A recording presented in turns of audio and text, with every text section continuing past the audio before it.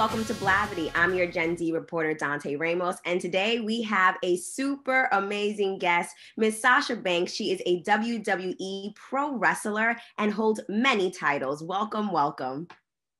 Thank you. Thanks so much for having me. Of course. My first question for you is, you deem yourself a legit boss. So what makes someone a legit boss in your eyes? In my eyes, it's standing up for yourself and not taking no for an answer. It's walking into any room and just having heads turn and be like, "Oh my God." People just want to follow you. They want to be a follower. I call myself the legit boss, the leader, the conversation, the blueprint, because I really am all these things, and you can be it too. You just have to believe.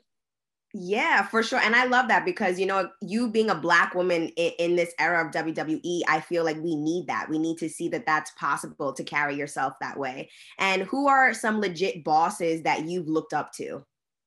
Oh, so many.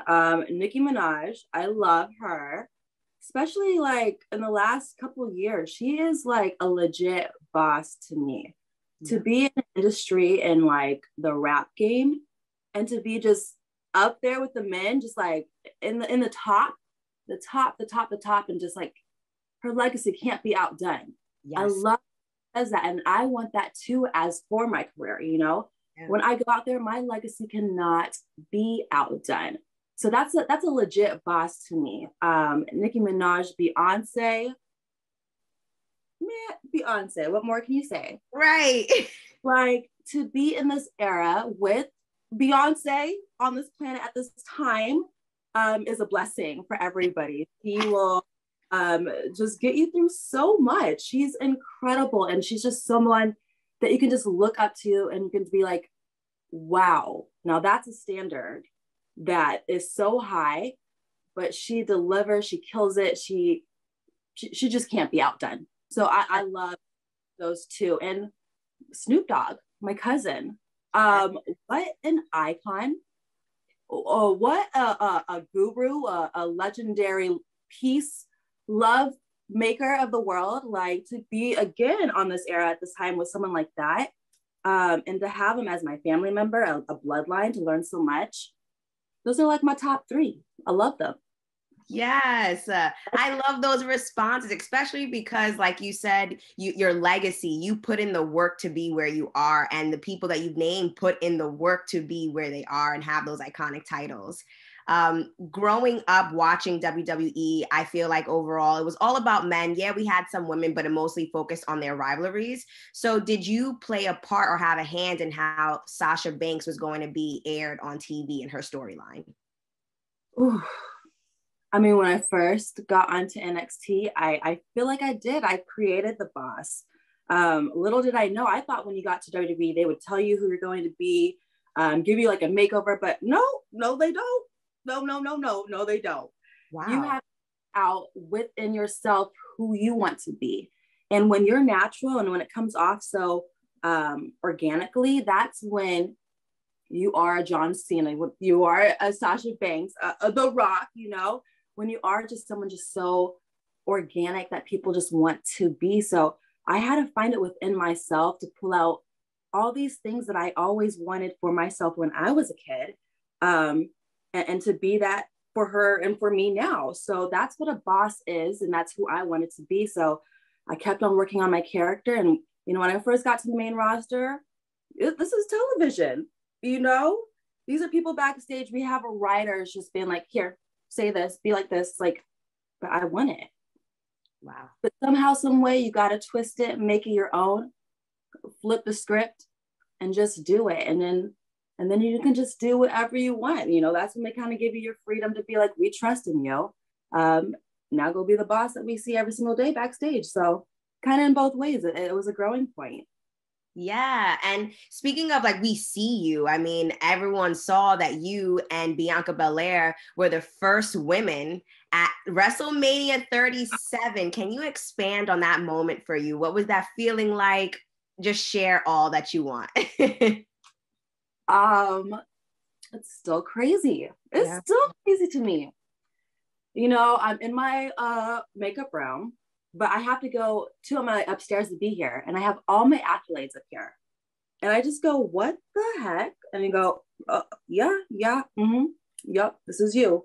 This is real life. This is real life. You achieved all these things. And you main evented WrestleMania this year. Mm-hmm. Not just even main evented, we had one of the best main events of all time.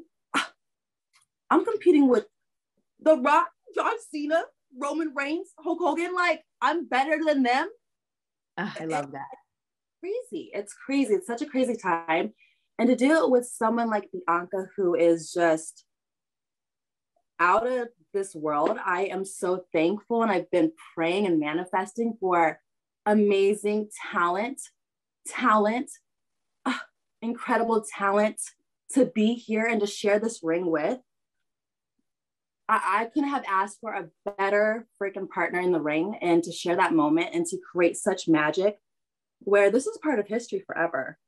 And it's hard for me to sit back and realize it sometimes, but because I want so much more. Mm-hmm. But it's still so like, wow, I know I did that, but I have to really believe I can't believe I did that. But I know I did. That is so amazing. And I do it again next year. I can't wait to see it. And I love seeing how you and Bianca play off of each other. I think it's beautiful to see that two strong Black women can come together, have their own lane, and still be bosses at the same time. So I think that's amazing. She's incredible. Oh my God. I have nothing but amazing things to say about her. She is the EST of the WWE. Yes, girl.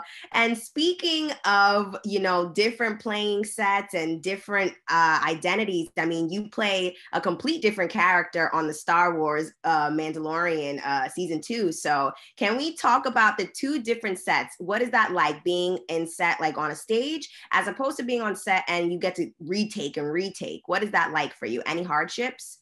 Oh my gosh, yes. I did not realize how hard making a show like that. I mean, but it's freaking Star Wars. Yeah. There was so many times that you just do it over and over and over again. In WWE, we are live. One take, that's it. There is no take. We're just live. We're live in your face. You never know what's going to happen. Here, if you mess up, I mean, you hope you don't mess up, on Star Wars. You want to do your best, get it done in one take. You get to do it over and over again. There was so much that I learned that I got to bring to WWE and help me be a better performer there. So it was incredible. I learned so much being on the set, and I learned from the best of the best in Hollywood. So thank you, Lord. Thank you, God. Blessed upon blessed. I mean, you even went from winning an ESPY to doing one of the first ever women's matches in Abu Dhabi. And you have so many other titles that we haven't even touched on. But what else do you plan to cross off of your boss list? Ooh, the next thing on my list, I hope to go into the Hall of Fame next year. Because why not go in when I look this cute? And this, I'm about to turn 30, so that's a perfect birthday gift.